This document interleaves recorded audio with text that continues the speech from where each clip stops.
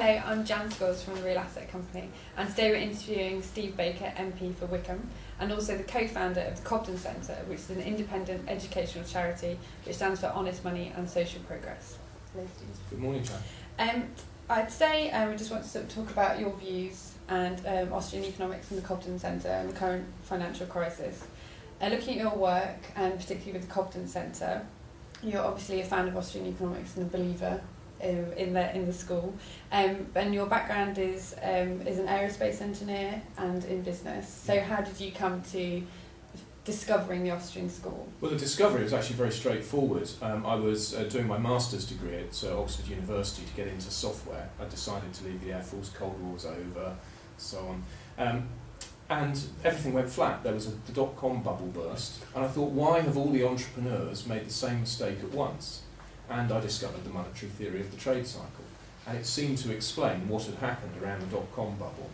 But I thought, it can't be right. If it was true, then the economists and the politicians wouldn't put up with this system of money. They'd change it. They'd reduce or eliminate the boom-bust cycle, and we'd have a much more stable system that produced prosperity for everybody. But what I discovered was that actually it's a minority school of thought, that monetarism and Keynesianism doesn't have the same ideas. So I parked it. But then I was at Lehman Brothers. It wasn't my fault. I was at Lehman Brothers as chief architect of two big global programs. And by that stage, I'd worked at banks and their regulators. I'd realised people just weren't read into these ideas. And so when Lehman Brothers went from recording record quarters to bust, for me, I wasn't that surprised. This was the monetary theory of the trade cycle at work again. And it was around that time that we founded the Cobden Centre to try and promote these ideas. And is that how you now try and use your politics to sort of try and promote these ideas further and sort of feed into the thinking? Well, as a Member of Parliament, I'm my constituents' representative first and foremost, but what I want for them is sustainable prosperity for everybody. And I think the best way to achieve that sustainable prosperity for everybody is to understand the source of the misery we're currently going through. And I think the primary source of that misery is state-managed money. The deliberate manipulation of interest rates and some extremely misguided regulation. So do you feel that these artificially low interest rates are a key to the position that we're in today? Yeah, look, we shouldn't be surprised that we've got record low levels of saving and we've had record high levels of borrowing when the central banks have internationally, in a coordinated way, deliberately suppressed interest rates. Interest rates are a vital price signal. If they're low, that says to people, actually, you should be incentivised to borrow and you're disincentivised from saving. In any other area of our lives, if we had such a gross price control, people would understand that it would discoordinate the economy. If you suppressed the price of bread, then it would drive up demand for bread and drive down the supply of bread, and bread would disappear off the market. You end up with queues outside bakeries, Soviet style. But what happens in banking is the central banks drive down interest rates. That tends to diminish savings and tends to increase borrowings. But in any other area where you're talking about real things, the commodity would disappear off the market. But because of the way the banking system is set up, credit can be expanded out of nothing to cover this gap between what's been really saved and what's being borrowed. So it's incredibly dangerous and poisonous. Deliberately to encourage credit and to allow that credit to be created without real savings, well, it's created exactly this massive discoordination of the economy through time, the boom-bust cycle, and it's left us in this mess.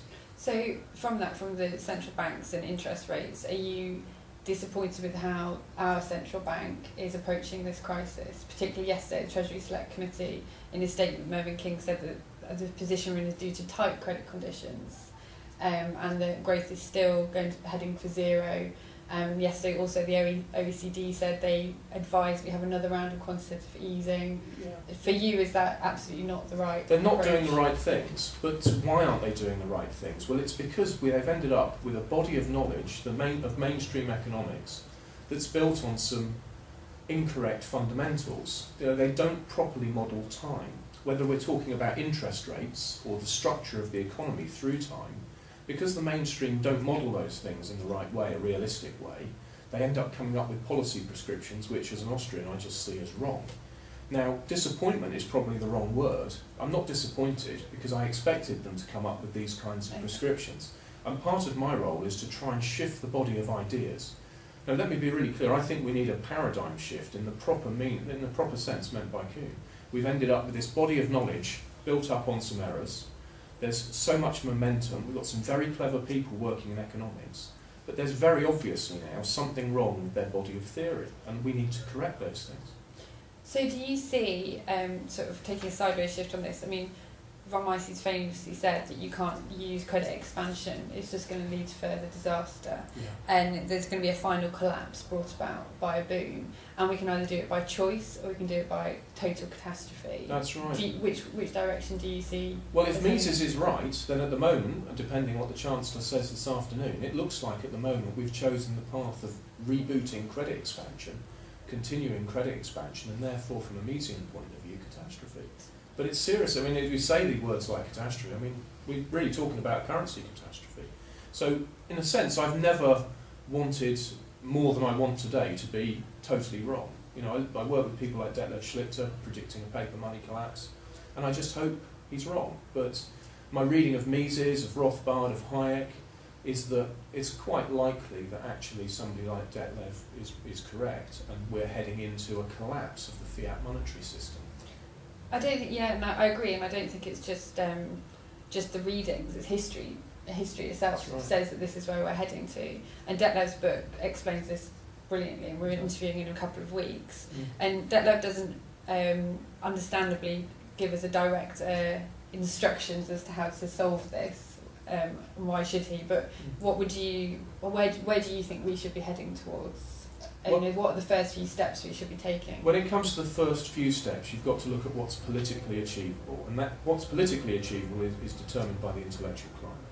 And when you look across the set of ideas amongst Keynesians, monetarists and Austrians, about the only consistent theme is what is often called narrow banking, or 100% reserves on fiat money. And if you look at Jesus Huerta de Soto's plan for reform, if you look at Irving Fisher's, if you look elsewhere, you'll find this idea of narrow banking. Somebody like Kotlikov advocates it as well. So we ought perhaps to think about banks as just pass-through funds that take people's savings and route them to investors. Now that would be a profound change on its own, but I think as a next step it's possible, as a way of saving the payment system and continuing credit intermediation, it's possible that that could be an achievable next step should things all go horribly wrong.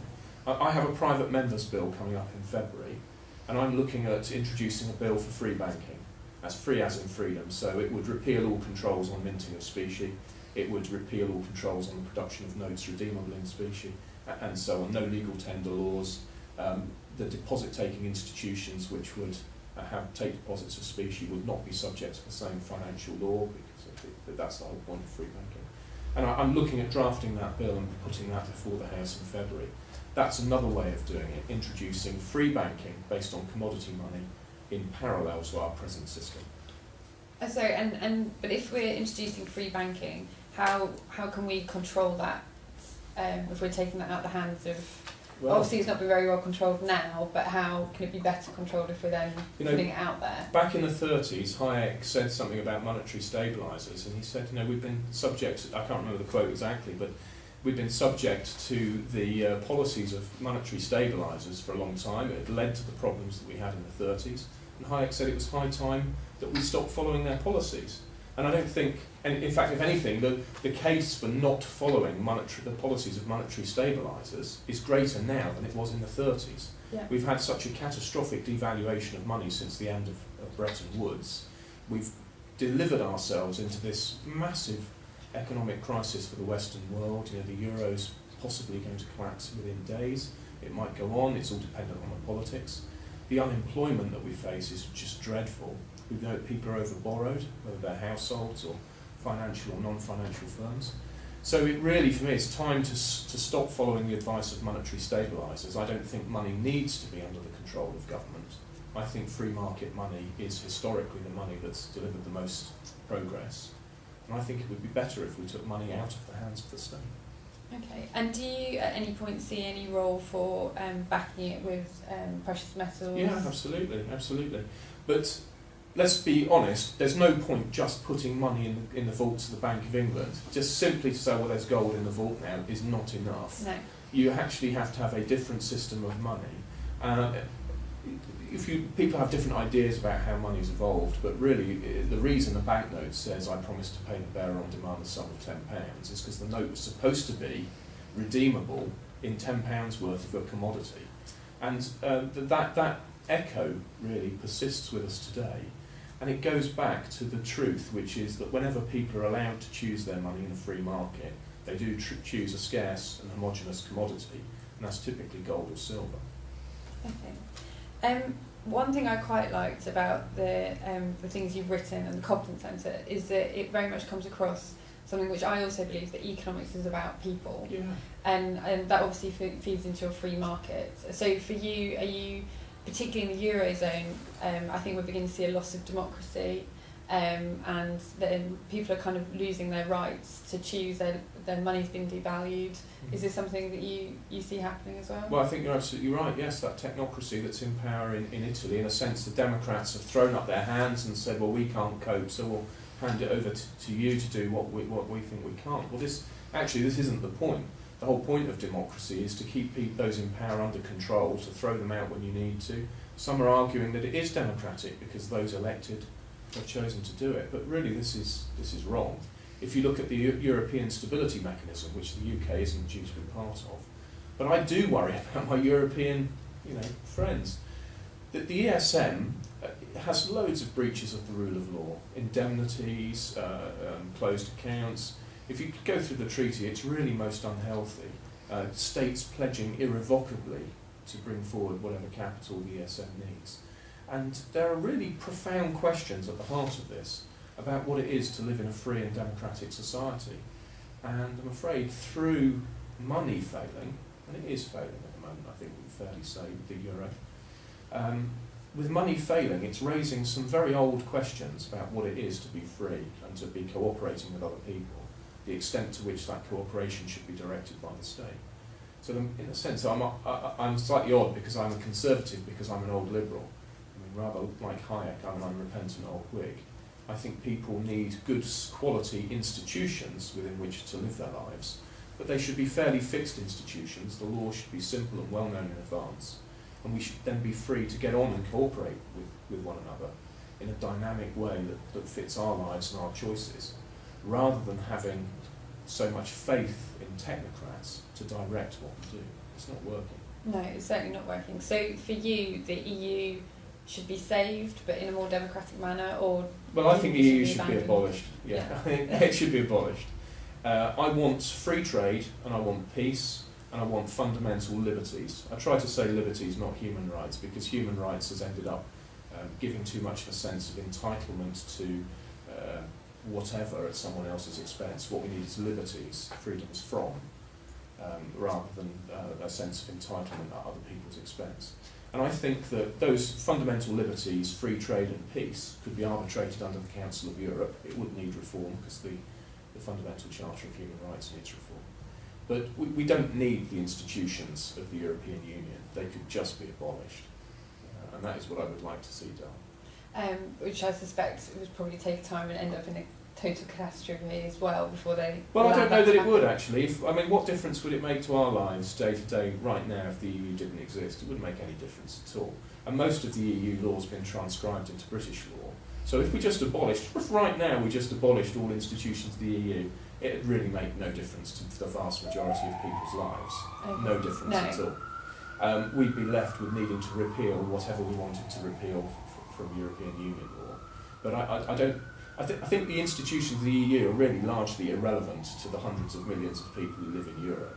But what isn't irrelevant is money, because we use money absolutely every day.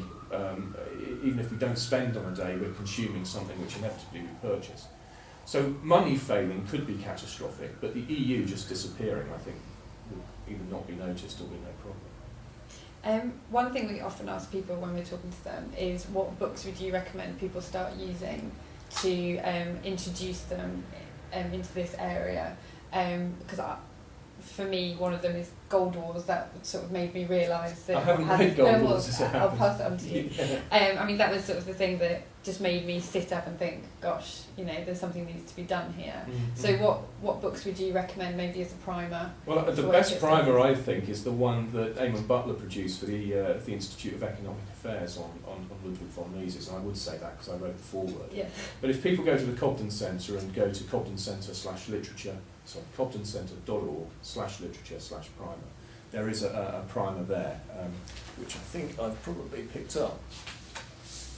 But we recommend a number of books. There's the Adam Smith Institute's Austrian Economics Primer, the IEA's on Mises, Jesus Huerta de Soto wrote a great book, but you can find them all on the Cobden Centre website.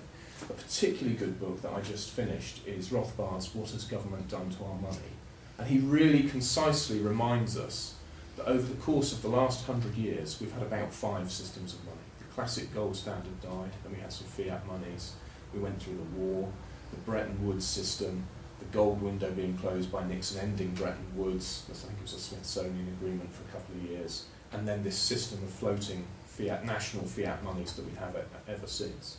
And it just really reminds us that the monetary system that we have today, it has only been around for about 40 years, and we talk about it as if it was a fixed fact of nature, and it really isn't. We can change it, we can abandon it, we can do something else. These are profound things to do, but what we shouldn't believe is that our current monetary system is an immutable fact of nature. It just isn't. So looking back at history, sort of mentioning the classical gold standard and Bretton Woods, do you think we can adapt those to sort of suit today's demands, you know, using gold, 100% reserve banking you've mentioned, maybe silver as well? Well, look, there's a number of different reforms, a number of different directions in which we could head. The Governor of the Bank of England said in his Buttonwood address last year, of all the many ways of organising banking, the worst is the one we have today. So I think he's just absolutely right. And if you look at the things that are wrong with the banking system, we need to change several of them. We could go towards commodity money and a different system of regulation of banks, free banking and commodity money, notes redeemable commodities. We could have fiat money but go to narrow banking, so at least the money supply then would be under control. Because at the moment the banks are incentivised to lend wildly, they then overlend and got themselves into trouble, and the risk is socialised. So we could head in a number of these directions, and I try not to be too concrete, because the truth is we've got to have a political conversation, an economic conversation. It will depend on the course of events. But if people Google Cobden Centre and 10 plans, they'll find a web page that I put together that sets out 10 alternative ways of reforming money, from Irving Fisher to Huerta de Soto to Rothbard to others. But I think the main thing is to give people honest money that holds its value. Instead of money that's lost almost all its value over 40 years, and really almost, I think it's about 98% since the Second World War, people need money that is honest, holds its value, and allows them to plan for their own futures. So that when they do a day's work and earn a day's pay, that day's pay has meaning next year, rather than the money just evaporating, losing value at 5% a year. So, I mean, are you seeing, people are losing the value of their money, and they're not feeling when they go to work that they've sort of earned their worth, in effect, and their wealth's not holding its value. Are you seeing that with your constituents? I mean, I certainly feel that we're seeing this kind of growing unrest or unhappiness with the Occupy movement. There's also a charity been set up, Positive Money, that's sort of helping these movements happen. We all see it in our daily lives, and presumably you are as well. Absolutely, we see the symptoms all the time. People are being most unhappy about what's happening to their savings, for example. You know, I see pensioners often who are just not getting a return on their savings, and they rely on it. And it's a shocking failure of banking and our monetary arrangements that banks are not only failing businessmen, but they're also simultaneously failing savers who'd like to get a return on their money. So I'm quite excited by things like Funding Circle, which allows people to directly lend to businessmen, cut out the banks, have savers get a higher return on their money, and borrowers pay less, and just cut the banks out and directly intermediate. And that doesn't have the poisonous effects of credit expansion, which you get if you go through banks.